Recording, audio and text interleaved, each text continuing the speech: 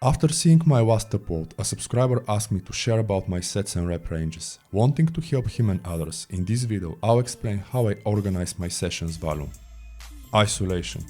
Inspired by people like Serge Nubret, Vince Gironda and Frank Zane, my training philosophy, which I call reverse volume training, focuses on isolation. And the reason is that isolation is the ultimate tool for initiating selective growth, which is stimulating particular areas while letting others catch up and building a well-rounded physique. Prioritization and pre-exhaustion. Given that I use a combination of pre-exhaustion and prioritization for the bulk of my workouts, being what I define as their first stage, this is purely isolation with various equipment, primarily cables and machines. In this stage I do between 4 and 6 sets per exercise with rep ranges at around 15, and when working on improving quad muscles, the loss can become 20 plus. A method to the madness. I do this to drag as much blood as possible into the target area upfront. Besides warming up the fibers and joints safely and ensuring everything runs smoothly, such a method allows for exceedingly better mind-muscle connection and therefore time under tension with every subsequent movement.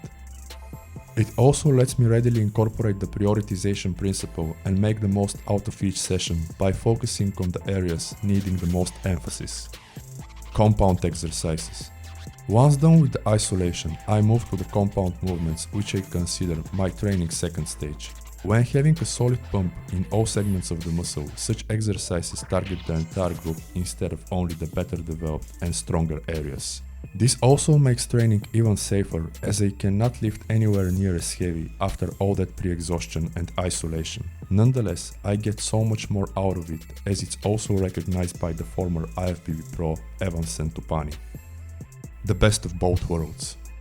I strive to use decent resistance and perform 3 to 5 sets with 8 to 12 reps with good form on the compound movements. This allows me to improve density and fullness without sacrificing proportions. And while I can barely move weights at that point, my muscles are burning, making the constant tension more painful but also easier. Apparently, that is what drags blood and nutrients to the cell, so it's my main goal and workout productivity marker. And this sums up the set and rep ranges I use to stay lean and muscular year round.